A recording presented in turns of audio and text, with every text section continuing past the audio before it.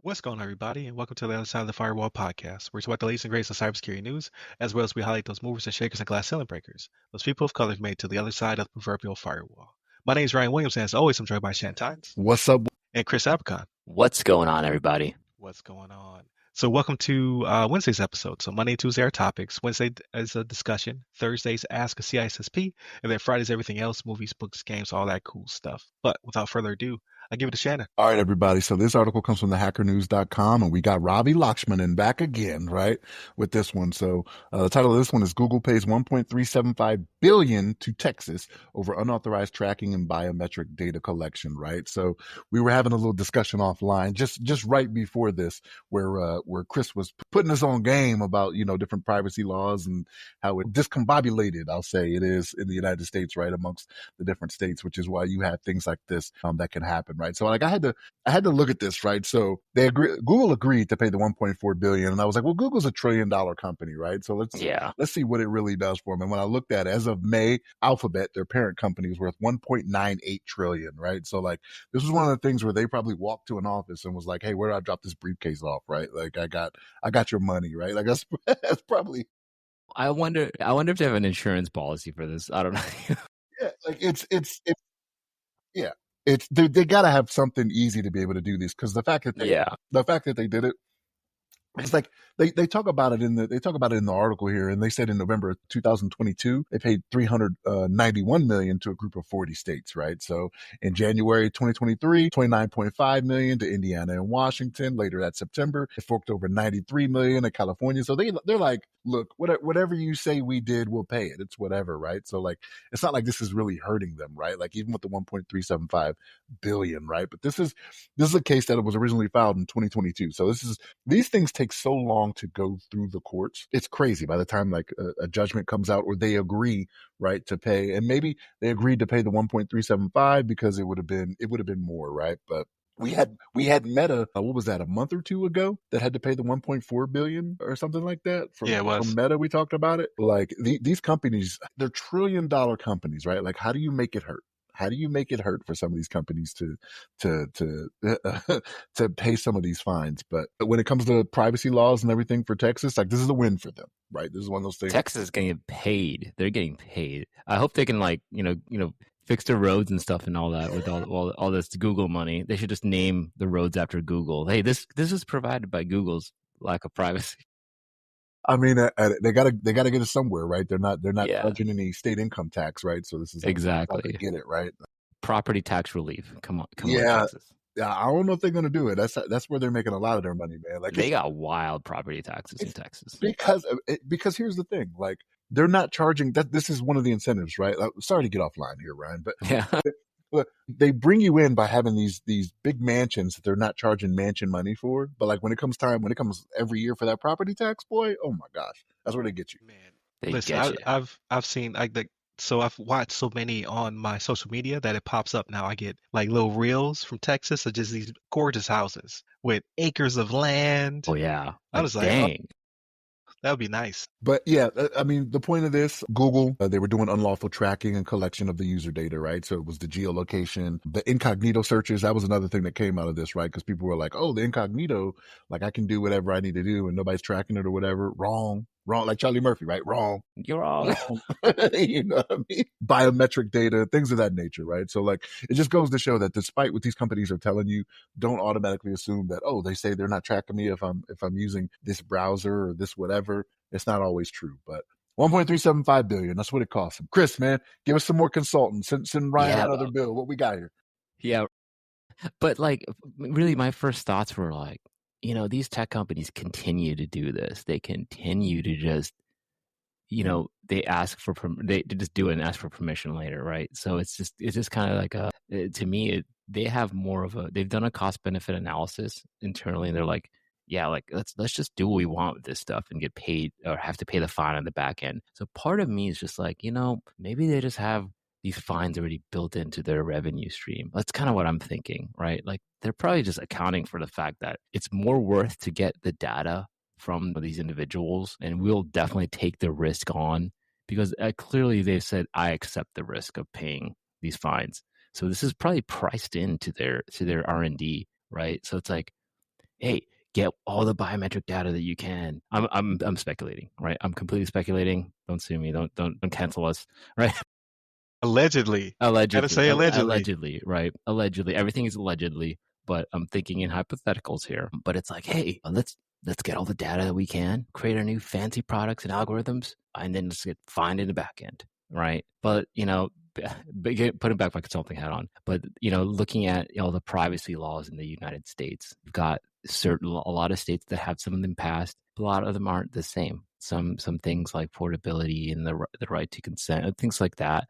They are or the right to correct and all that stuff. It's all dependent on what state you're in. But what happens is this creates a lot of confusion for businesses, because they're like, hey, if I'm expanding even if you're a medium-sized business, right, and you're expanding across state lines, or even if you work remote or you have customers all over state, it creates a lot of confusion. One thing Europe does have over the US is the comprehensive privacy laws, right? US is all over the place. Some states don't even have their states and some bills aren't even active.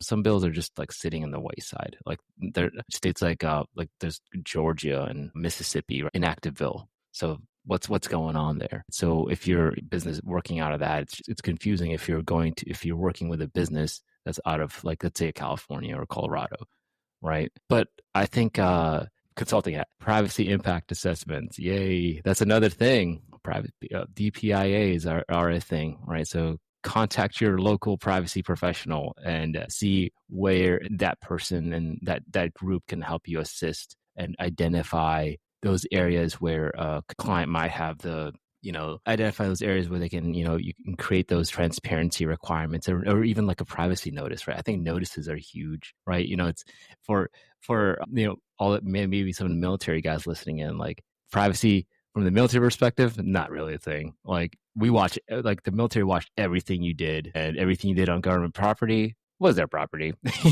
But in the commercial sector, it's like, you have the right to opt out of stuff, right? And you have to be notified, like, hey, we're collecting your data.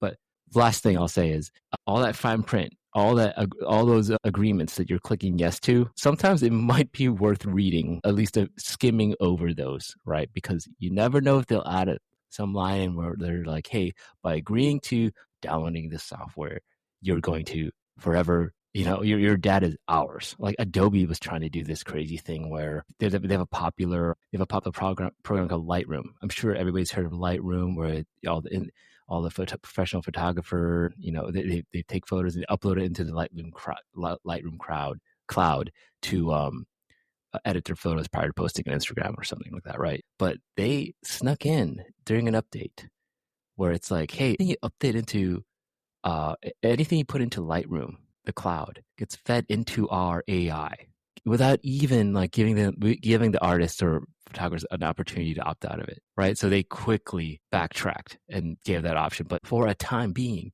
if you had logged into Lightroom, that stuff that you uploaded for that specific period of time with all Adobes, and that's BS, right? So just consider that. Here's my question to you, though, Chris. How many people do you think actually read it?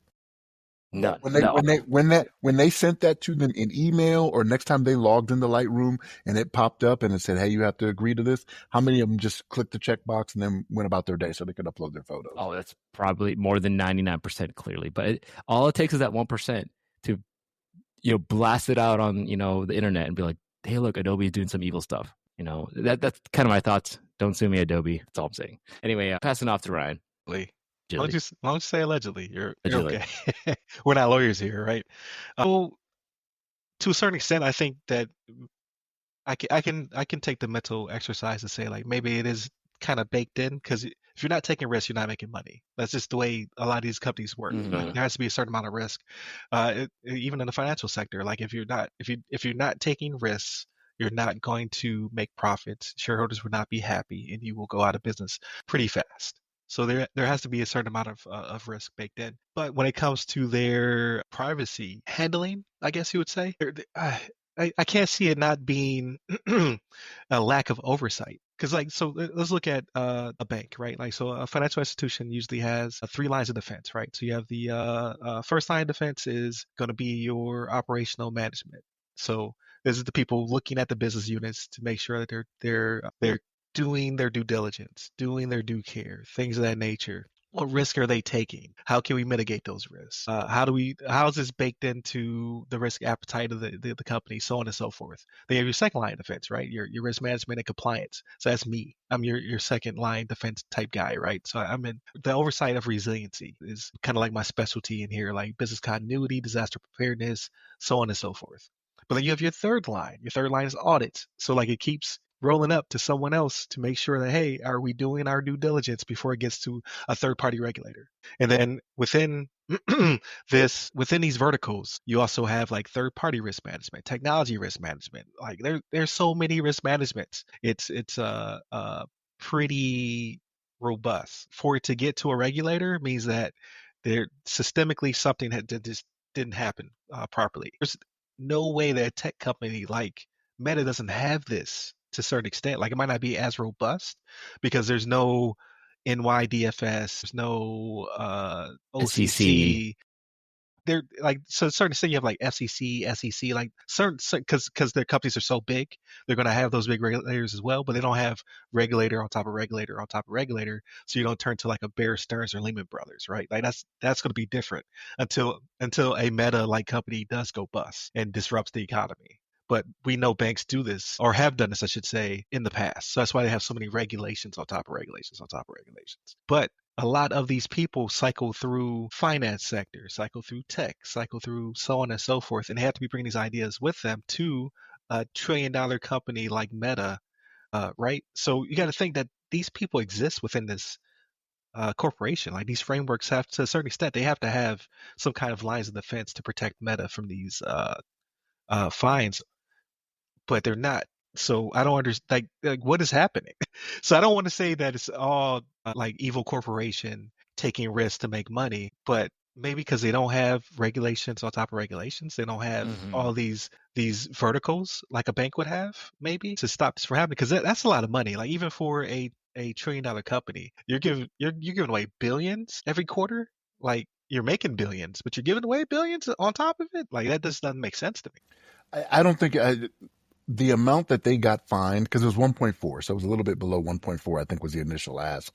How much did they make from this information though? Like that, I don't see that listed to where they probably made, 3 billion or something like that when they've done their costs, when they have that room of people, the bean counters that say this is what it made us. They're like, yeah, we can give up half of that, or we can give up, But you would think you would want to stop the hemorrhage regardless, though. Like, because what if you have a bad year? What if a market disruptor enters the arena? Someone bigger than Meta is spawned. Like you have to think like there has to be something to protect Meta from itself internally before a third party regulator gets to them. So what is going on there? But they're not doing Or are they evil corp and they're doing much worse They're than not we doing it themselves. thinking? Yeah, they're not doing it themselves. Their their founder is not as rich as he is, taking a $1 salary for the last 15 years in stock. You know what I mean? For them not knowing what they're doing. I don't know. I don't. Nobody thinks they can get beat until they are, right. Like Yeah, Mike Tyson. maybe. Yeah. Like Mike So Tyson said, maybe. everybody has a plan until they get punched in the face, right? Right. Yes, sir.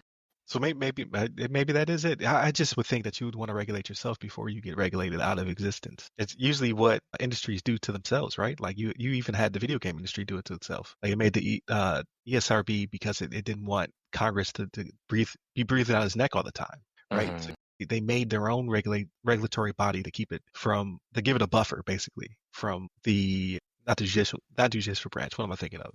What is Congress? Legislative branch. Yeah, there you go. Legislative branch. I should watch I'm Just a Bill on Capitol Hill, like to refresh my memory. So I don't know. Like it kind of baffles me. But again, they haven't been regulated as hard as other entities like banks and things of that nature. Because banks, there's so many lines of defense, and there's so many other verticals within those across the enterprise. Yeah, I think the bank, the financial industry definitely after like GLBA and SOX was passed, GLBA and SOX really they've done I think it was necessary because of how important it is for people handling people's money and livelihoods, right? So there's clear impact on that. So will it take a Bear Stearns Lehman type situation in the privacy of the social media aspect to I mean, make them? it would have to be a breach of just like colossal, you know, effect that would happen. But the difference between like a privacy breach versus like a financial breach, right? It's at least with the finance, like you can see, like your bank account could go right to zero. Versus privacy, I think people still have this aspect of, it's not that's one, they don't understand it maybe, or just don't realize how important protecting privacy is. I think it's lower on the like hierarchy of needs or whatever it might be on Right. for the general populace, Right. perhaps. But Right. that's what blows my mind because data is the new gold. Like it's worth a lot of money, right? But it doesn't as directly affect you as if you can't get a hold of your money though, right? Like yes, it is the new gold for Exactly. those companies, but like if I can't, use my You can still feed yourself. Yeah. You might not be able to go to family events anymore because the group chat got leaked, but Yeah. you can still feed yourself. Yeah. I get you. If every guy group chat out there was leaked, I think the economy would collapse. It'd be a done deal. Why is everybody moving to like moving out of the country? Why are all these guys leaving? Just mass migration. All right, we got to get out of here, so we got some time for Friday's episode. So definitely continue to tune in. Monday, Tuesday, our topics. Wednesday, discussion. Thursdays, Ask a CISSP. Fridays, everything else, movies, books, games, and all that cool stuff. Hit up all the websites that go by our name, theothersideofthefirewall.com, ramcyber.io. Hit me up personally. I'm at RyRy Security Guy. That's RYRY Security Guy. You can find me pretty much everywhere, but LinkedIn is where I'm the most responsive. And you, Chris? You can find me on LinkedIn under my name, Chris Abacon, last name spelled A Bacon. There it is. Stay safe. Stay secure.